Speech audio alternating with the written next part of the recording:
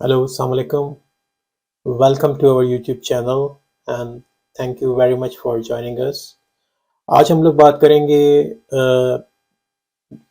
Heart के जो valves होते हैं, जो वेल्व होते हैं हार्ट के, उनसे रिलेटेड डिजीज़ के बारे में कि किस तरह से हार्ट के वेल्व अगर प्रॉपर्ली क्लोज नहीं हो रही है, कोई डिजीज़ उनके अंदर डेवलप हो रही है तो उसका क्या फैक्टर होता है बॉडी के ऊपर। तो ये टॉपिक थोड़ा सा कॉम्प्लिकेटेड है, लेकिन अगर आप इसको बहुत ज़्यादा प्रॉपरली अगर इसको आप लोग समझेंगे और सुनेंगे, अंडरस्टैंड करने की कोशिश करेंगे, तो आप लोगों को ये टॉपिक बहुत ज़्यादा अच्छा लगेगा और आप अंडरस्टैंड कर सकेंगे कि आपकी हार्ट साइकिल किस तरह से चल रही होती है। तो इसके लिए सबसे पहले ज़रूरी है कि आपको पता चले कि हार्ट साइकिल मतलब कि क्या होती है और किस तरह से बॉडी के अंदर ब्लड पंप कर रहा होता है आर्टरीज़ के अंदर, और किस तरह से जो डीऑक्सीजनेटेड ब्लड आ रहा होता है वेन के थ्रू और किस तरह से वो साफ़ होता है लंग्स के अंदर और फिर हार्ट के अंदर आके पूरी बॉडी के अंदर डिस्ट्रीब्यूट करता है। तो उसके लिए आपके लिए ज़रूरी है कि हार्ट साइकिल, फॉर एग्ज़ाम्पल अगर मैं आपको ये दिखाऊँ कि हार्ट साइकिल्स के अंदर क्या होता है, कि पहले तो आप ये देखें कि हार्ट जो होता है हमारा, उसके 4 चैम्बर्स होते हैं। 2 ऊपर होते हैं ये देखें 2 आपको नज़र आ रहे होंगे टॉप पे, जिसको हम एट्रिया कहते हैं, एट्रियम, और 2 इसके नीचे होते हैं जिनको वेंट्रिकल्स कहते हैं। ठीक है? तो एक्चुअली होता क्या है कि नीचे से, मतलब जो वेन्स के थ्रू डीऑक्सीजनेटेड ब्लड आता है वो नीचे से आता है, जिसको इंफीरियर वेना केवा कहते हैं, जो आपको ब्लू नज़र आ रहा होगा यहाँ पे, और ऊपर से भी आता है जिसको सुपीरियर वेना केवा कहते हैं। तो ये ब्लड जो आता है वेना केवा से, वेन्स के थ्रू जो ब्लड साफ नहीं होता वो आता है और फिर वो राइट एट्रियम के अंदर, हार्ट के अंदर आ जाता है, राइट एट्रियम के अंदर। तो जो राइट एट्रियम होता है हार्ट का, उसके अंदर जो वेल्व होता है उसको हम कहते हैं ट्राइकस्पिड वेल्व, ट्राइकस्पिड वेल्व। ठीक है? वो यहाँ पे तो आपको नजर नहीं आएगा, लेकिन ये ब्लू से समझेंगे राइट एट्रियम का ये पार्ट है, इसके अंदर जो ब्लड आ रहा है, तो इसके दरमियान में एक हार्ट वेल्व होता है जिसको ट्राइकस्पिड कहते हैं। और फिर वो ब्लड जो होता है, जब ट्राइकस्पिड वेल्व ओपन हो जाता है तो वो ब्लड जो होता है वो चला जाता है नीचे वेंट्रिकल के अंदर, ये राइट वेंट्रिकल कहलाता है। ठीक है? तो जैसे ही ब्लड आया ऊपर से, एट्रियम ओपन हुआ और ब्लड जो होता है यहाँ पर आ गया, जब हार्ट ने कॉन्ट्रैक्ट किया तो ब्लड ट्राइकस्पिड वेल्व्स के थ्रू ओपन होता हुआ वेंट्रिकल में आ गया, राइट वेंट्रिकल के अंदर। अब ये समझेंगे ये ब्लड डीऑक्सीजनेटेड है, इसको अभी साफ होना है, जो कि फिर आपकी बॉडी में दोबारा से डिस्ट्रीब्यूट होकर फ्लो करना है इसने।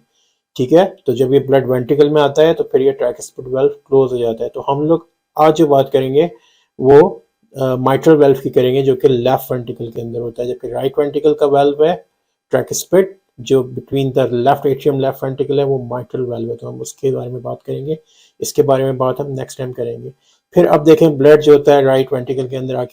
आके जमा हो गया है। अब इसको मूव करना है कहाँ पे, इसको लंग्स के अंदर जाना है, जहाँ पे ब्लड को साफ होना है। लंग्स के थ्रू ब्लड क्या होता है, क्लियर होता है दोबारा से। लंग्स जो होता है उसको डीऑक्सीजनेटेड को ऑक्सीजनेट करते हैं जब आप सांस लेते हैं, जैसे तो ऑक्सीजन अंदर जाती है, जब आप सांस बाहर निकलते हैं तो कार्बन डाइऑक्साइड बाहर निकलती है। तो उसके थ्रू क्या हो रहा होता है, कार्बन डाइऑक्साइड जितना भी गंदा खून या ब्लड का जितना भी वो क्लियर हो रहा होता है, और कार्बन डाइऑक्साइड से भी ब्लड ब्लड के जी अंदर से कार्बन डाइऑक्साइड निकल रही होती है, ऑक्सीजन एंटर हो रही होती है। तो इस तरह से जब राइट वेंट्रिकल से ब्लड जब जाता है लंग्स के अंदर, अब आपको यहाँ देख रहे होंगे, यहाँ पे जैसे ये लंग्स है, ठीक है, ये लंग्स है, तो राइट वेंट्रिकल्स के अंदर से जब ब्लड जो होता है लंग्स के अंदर पहुंचता है, ठीक है, तो वो लंग्स के अंदर जाता है। तो यहाँ पे एक आर्टरी होती है, तो ये यहाँ पे एक्सेप्शन होता है। यूजली आर्टरीज के अंदर क्लीन ब्लड होता है, लेकिन यहाँ पे पल्मोनरी आर्टरी वो वाहिद आर्टरी होती है जिसके अंदर डीऑक्सीजनेटेड ब्लड होता है। जो वो पल्मोनरी आर्टरी ब्लड को लेके जाती है लंग्स के अंदर, और लंग्स के अंदर ब्लड जो होता है क्लीन होता है, और क्लीन होने के बाद दोबारा से जब क्लियर होकर ब्लड जो होता है ओपन हो जाता है, कहाँ पे आता है, जब लंग्स के थ्रू ब्लड जो होता है फिर क्लीन होने के बाद आ जाता है लेफ्ट एट्रियम के अंदर। ये देखें आप, ये आपको नजर आ रही होंगी, ये आपको आर्टरीज ओपन होती हुई नजर आ रही होंगी यहाँ पे। लंग्स के ओपन होने के बाद ये लेफ्ट एट्रियम में क्लीन ब्लड आके जमा हो जाता है, ये लेफ्ट एट्रियम का पार्ट है। ठीक है? फिर जब लेफ्ट एट्रियम के से लेफ्ट वेंट्रिकल में आता है तो ब्लड जो होता है वो जैसे हमने कहा कि आज हम बात करने जाएंगे इसके बारे में, इसको कहते हैं mitral valve. Mitral valve open होता है, फिर ब्लड जो होता है लेफ्ट वेंट्रिकल में आ जाता है। लेफ्ट वेंट्रिकल में ब्लड आने के बाद जाके एक वाल्व होता है, इसके बाद लेफ्ट एट्रियम लेफ्ट वेंट्रिकल के अंदर वाल्व होता है जिसको एओर्टिक वाल्व कहते हैं। तो फिर वो एओर्टिक वाल्व जो होता है ओपन होता है और ब्लड जब हार्ट कॉन्ट्रैक्ट करता है तो ब्लड पंप होकर ये थ्रू, आपको रेड सा नजर आ रहा होगा, ये एओर्टा होता है। एओर्टा के थ्रू ब्लड जो होता है फिर थोरेसिक एओर्टा, एब्डोमिनल एओर्टा, इस तरह से डिस्ट्रीब्यूट करता है, जो फिर छोटी ब्रांचेस और बड़ी ब्रांचेस होती हैं। तो ये आप प्लीज़ अंडरस्टैंड करें इसका कॉन्सेप्ट को। और फिर हम अब बात करते हैं माइट्रल वाल्व और माइट्रल स्टेनोसिस या माइट्रल रिगर्जिटेशन में क्या होता है। अब अभी हम लोग बात करेंगे माइट्रल स्टेनोसिस और माइट्रल रिगर्जिटेशंस के बारे में। जैसा कि हमने पहले डिस्कस किया है कि माइट्रल वाल्व की लोकेशन जो होती है बिटवीन द लेफ्ट एट्रियम, जो कि हार्ट का लेफ्ट साइड पे चैम्बर होता है, एट्रियम और लेफ्ट वेंट्रिकल, इसके बिटवीन ये वाल्व होता है। तो उसमें ये होता है जब हार्ट जो होता है वो पंप कर रहा होता है या रिलैक्स कर रहा होता है तो यहाँ पे ब्लड आ जाता है डायरेक्ट लंग्स के थ्रू। ब्लड, ऑक्सीजनेटेड ब्लड जो होता है वो आता है लेफ्ट एट्रियम के अंदर, और जब लेफ्ट एट्रियम से ब्लड जब कॉन्ट्रैक्ट करता है तो ब्लड चला जाता है लेफ्ट वेंट्रिकल के अंदर। इसके दरमियान जो वाल्व है इसके बारे में हम लोग डिस्कस करेंगे कि उसका जब अगर वो वाल्व के अंदर कोई प्रॉब्लम हो जाता है या जैसे माइट्रल स्टेनोसिस होती है। माइट्रल स्टेनोसिस के अंदर क्या होता है कि बेसिकली जो वाल्व होता है, माइट्रल वाल्व जो होता है वो बहुत ज़्यादा नैरो हो जाता है। जब वो नैरो हो जाता है बहुत ज़्यादा तो वहाँ से क्या होता है, ब्लड जो होता है उसके फ्लो के अंदर बहुत ज़्यादा प्रॉब्लम होता है, तो ब्लड प्रॉपरली फ्लो नहीं कर सकता। और ये वाल्व जब फ्लो नहीं कर सकता ब्लड प्रॉपरली तो ब्लड जो होता है पहुँचता भी कम है वेंट्रिकल के अंदर, और जब कम पहुँचता है तो इसका मतलब है कि वो एट्रियम के अंदर ही जमा हो रहा होता है ब्लड। जब वो एट्रियम के अंदर, एक कंडीशन ऐसी आ जाती है कि जब वो एट्रियम के अंदर ब्लड जमा हो जाता है बहुत ज़्यादा, और वो जो होता है उसकी वजह से जो होता है जब ब्लड जमा हो जाता है तो उसकी वजह से जो होता है वो आपके कोई एम्बुलस या थ्रोम्बस बन के वहाँ से ब्रेन की तरफ जाके स्ट्रोक भी कर सकता है। तो इसी वजह से ये होता है कि माइट्रल वाल्व जो होता है अगर वो स्टेनोसिस है या उसका रिगर्जिटेशन है तो उसके अंदर यही होता है कि ये इसकी लॉन्ग टर्म कॉम्प्लिकेशन के अंदर एक स्ट्रोक भी आता है। तो अभी हम बात कर लेते हैं कि माइट्रल स्टेनोसिस होता क्या है बेसिकली। माइट्रल स्टेनोसिस के अंदर जैसा मैंने आपने पहले जैसा कि आपको बताया कि वाल्व जो होता है बहुत ज़्यादा नैरो हो जाता है, कॉन्स्ट्रिक्ट हो जाता है, और इसकी वजह से क्या होता है कि जो हार्ट का पंपिंग चैम्बर है, मतलब जो हार्ट जब पंप कर रहा होता है तो उसमें क्या होता है कि माइट्रल वाल्व अगर काम नहीं कर रहा था तो ब्लड, जैसा कि मैंने अभी बताया आपको कि ब्लड बिल्डअप हो जाता है लेफ्ट एट्रियम के अंदर, इसकी वजह से लेफ्ट एट्रियम बड़ा भी हो जाता है, इनलार्ज हो जाता है। ज़ाहिर सी बात है ब्लड आके जमा हो रहा होगा वहाँ पे तो वो इनलार्ज भी, मतलब इस तरह एकदम से जमा नहीं होता, आहिस्ता आहिस्ता करके थोड़ा थोड़ा जमा हो रहा था, इसकी वजह से ब्लड जो होता है इन इनलार्ज भी होता है। और जब वो इनलार्ज हो जाता है तो ब्लड जो होता है बैक फ्लो कर रहा होता है। जैसे आपको बताया कि लंग से ब्लड आया है, वहाँ पे ऑक्सीजनेटेड ब्लड है, साफ ब्लड है, तो वो जब वो जमा होता है तो वो बैक फ्लो करता है, लंग्स की तरफ वापस चला जाता है। जब लंग्स की तरफ वापस चला जाता है तो वो फिर वेना केवा में वेन्स के थ्रू वापस जा रहा होता है, तो वो पल्मोनरी हाइपरटेंशन भी उसकी वजह से कॉज हो सकता है। लेकिन जो मोस्ट कॉमन कॉम्प्लिकेशन होती है रोमेटिक फीवर होता है, यूजली जो होता है यंग एज के अंदर होता है, ये इसकी एक, जिसके अंदर आपको पता है सोर थ्रोट होता है और जो होता है कॉफ होता है। तो वो जो होती है एक मोस्ट कॉमन कॉम्प्लिकेशन होती है माइट्रल स्टेनोसिस की, उन लोगों के अंदर ज़्यादा तो होता है जिनको रोमेटिक फीवर हुआ हो पहले, या फिर उन और प्रॉपर उन्होंने ट्रीटमेंट नहीं लिया हो, और उसकी वजह से ये होता है कि उसके अंदर, उसके अलावा जो होता है उसके अंदर ये भी होता है इसके अंदर कि कैल्शियम, जैसे जैसे ओल्ड एज आ रही होती है, एजिंग हो रही होती है, कैल्शियम की डिपॉजिट बहुत ज़्यादा बढ़ जाती है माइट्रल वाल्व के अंदर, तो जिसकी वजह से माइट्रल वाल्व के अंदर कैल्शियम जो होता है बहुत ज़्यादा आके वहाँ पे जमा हो जाता है, और उसकी वजह से भी माइट्रल वाल्व जो होता है उसके अंदर प्रॉब्लम होता है। और उसके अलावा या कोई कंजेनिटल हार्ट डिजीज़ होती हैं या फिर कोई ऑटोइम्यून डिजीज़ होती हैं जैसे कि एसएलई वगैरह होता है, उसके अंदर भी माइट्रल वाल्व स्टेनोसिस की वजह से ये होता है कि ब्लड जो होता है उसको प्रॉपर ट्रीटमेंट चाहिए होता है। माइट्रल स्टेनोसिस के अंदर माइट्रल रिगर्जिटेशन के अंदर बात करते हैं, जैसे कि नाम से ही जाहिर है माइट्रल रिगर्जिटेशन जो होता है मतलब वेल्व तो वही है, माइट्रल वेल्व की बात कर रहे हैं, उसके अंदर क्या होता है रिगर्जिटेशन में क्या होता है कि जो कि हार्ट का वेल्व क्लोज नहीं होता पाता प्रॉपरली। पहले स्टेनोसिस में नैरो हो गया, अब रिगर्जिटेशन में क्या होता है हार्ट का वेल्व जो होता है वो क्लोज नहीं होता पाता, मतलब पूरी तरह बंद नहीं होता वो प्रॉपर। जब हार्ट कॉन्ट्रैक्ट करता है तो उसकी वजह से क्या होता है तो जब वो प्रॉपर बंद नहीं होता तो ब्लड लीक हो रहा होता है वापस वहाँ पे। जब लीक होता है तो उसकी वजह से जो इसको हम माइट्रल वाल्व रिगर्जिटेशन या लीकी हार्ट वाल्व भी कहते हैं, और इट इज़ माइट्रल इंसफिशिएंसी भी इसको कहा जाता है। एंड ये कि इसके अंदर हार्ट जो होता है प्रॉपरली क्लोज नहीं होता, तो इसके अंदर इसको मॉनिटर करते हैं कि भाई अगर बास कंडीशन के अंदर इसके अंदर सर्जरी भी चाहिए होती है, और इसको जो होता है प्रॉपरली, बिकॉज इसकी वजह से हार्ट एरिथमिया वगैरह भी कॉज हो सकता है। ठीक है, तो अब हम बात करते हैं भाई सिम्टम्स क्या क्या मिलते हैं इसके अंदर। मतलब मोस्ट कॉमन सिम्टम्स तो यही होता है कि सबसे पहले जो होता है इसके अंदर ये होता है कि मतलब अगर माइट्रल वाल्व स्टेनोसिस है तो आहिस्ता आहिस्ता होता है, वो आहिस्ता आहिस्ता डेवलप होता है, और इनिशियली तो कोई सिम्टम्स नहीं होते स्टार्टिंग में, लेकिन ओवर द ईयर जो होता है इसके अंदर सांस का फूलना, जिसको शॉर्टनेस ऑफ ब्रेथ भी कहते हैं, और डिफ़िकल्टी इन ब्रीदिंग, मतलब सांस लेने में डिफ़िकल्टी होती है, या अगर आप जो होते हैं सांस लेने में मुश्किल हो रही होती है, तो अक्सर इसको डायग्नोज करने में इश्यू हो जाता है, क्योंकि इकोकार्डियोग्राफी जो होता है इको के ऊपर इसको डायग्नोज किया जाता है। इको जो होती है इसकी इन्वेस्टिगेशन होती है, और इसके अलावा और कार्डियक इन्वेस्टिगेशन भी करवाते हैं हम, ईसीजी वगैरह ये सारी चीज़ें। लेकिन अक्सर इसको इसको काफ़ी देखा जाता है कि भाई अगर माइट्रल वाल्व स्टेनोसिस है तो मतलब इसको रूल आउट किया जाता है बाज़ अदर कंडीशन के साथ, जो कि सिमिलरली उनके अंदर भी ऐसा ही इश्यू होता है, और आप बहुत ज़्यादा टायर्ड और फटीग फील करते हैं, और मतलब आपको ओवर वर्क करना पड़ता है बाज़ मसल्स को, आपको लगता है कि भाई सांस लेने में ठीक ठाक परेशानी हो रही है, और इसके अलावा आपके एंकल भी सॉलन हो जाते हैं, और ठीक ठाक सॉलिंग हो जाती है, और आप कभी कभार आपको पेल्पिटेशंस भी होती हैं कि आपको लग रहा होता है कि हार्ट जो होता है बहुत ज़्यादा फास्ट बीट कर रहा है और बाहर आ रहा है एकदम से, और डिजीनेस भी होती है, चक्कर वगैरह भी आते हैं, हेडेक सा फील होता है, और इसके अलावा ये होता है कि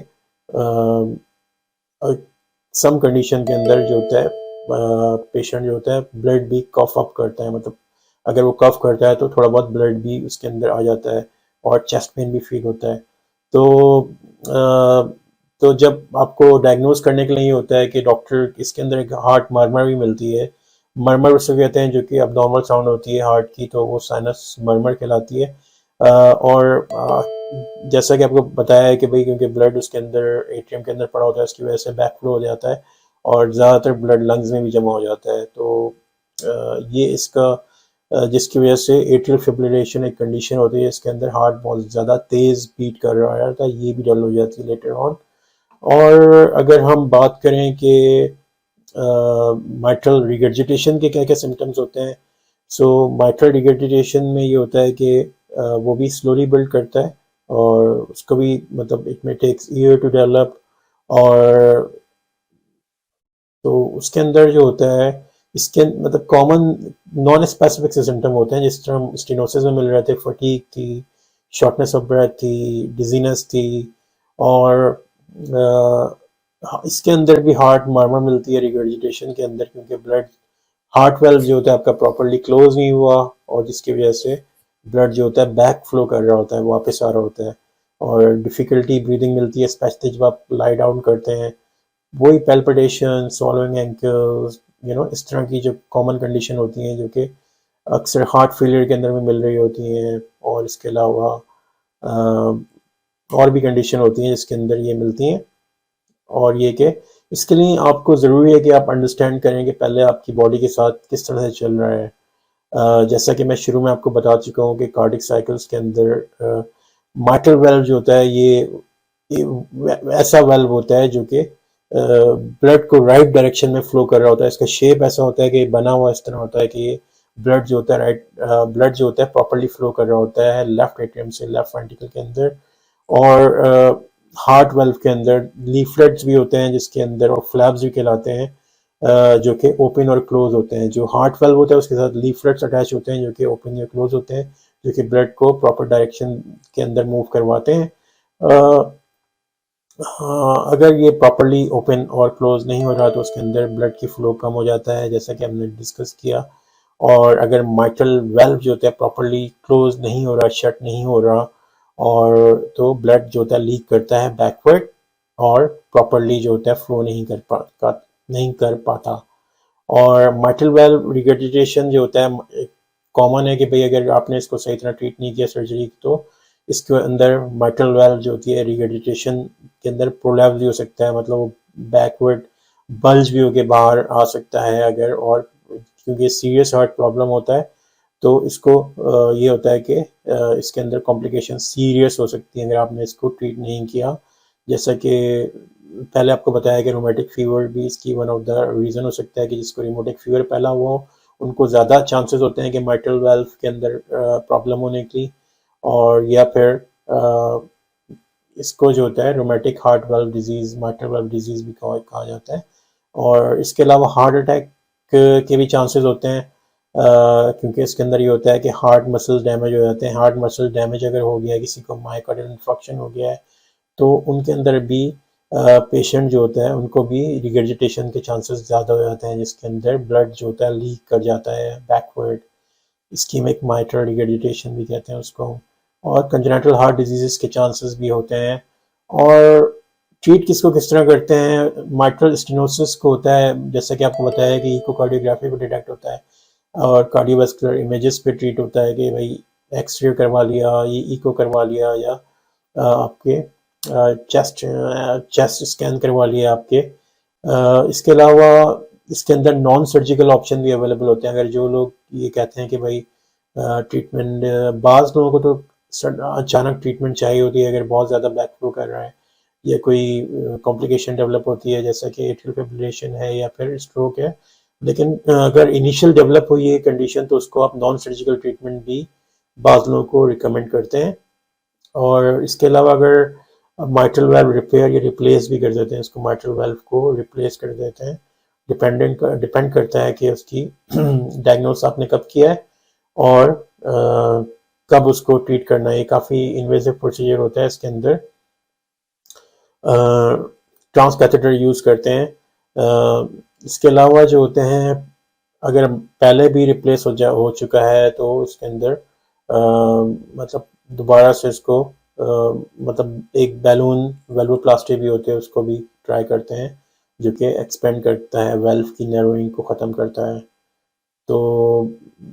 रिस्क फैक्टर हम लोग डिस्कस कर चुके हैं। माइट्रल वाल्व रिगर्जिटेशन के रिस्क फैक्टर एंडोकार्डाइटिस जिसको रोमेटिक फीवर की वजह से होता है,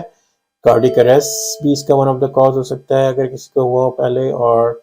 कंजेनिटल हार्ट डिजीजेस होती हैं। इसके अलावा mitral valve prolapse, stenosis, age की वजह से, और ये सारे इसके रीज़न होते हैं। माइट्रल वाल्व की कॉम्प्लिकेशंस जो होती है उसके अंदर यही होता है कि माइट्रल वाल्व की कॉम्प्लिकेशंस जो होती हैं उसके अंदर जैसा कि आपको बताया है कि atrial fibrillation one of the cause होता है क्योंकि ब्लड जो होता है वहाँ आके बार बार स्टे कर रहा होता है एट्रियम के अंदर। इसकी वजह से एट्रियल एनलार्जमेंट भी होती है और इसका साइज़ भी बड़ा हो जाता है और स्ट्रोक भी हो सकता है इसकी वजह से। माइट्रल रिगर्जिटेशन की वजह से पल्मोनरी हाइपरटेंशन भी हो जाता है और लंग्स के अंदर फ्लूइड डेवलप हो जाता है। लेकिन अगर सीवियर माइट्रल वाल्व रिगर्जिटेशन है तो हार्ट को बहुत ज़्यादा हार्ट पंप करना होता है और without any treatment heart muscles जो होते हैं बहुत ज़्यादा वीक हो जाते हैं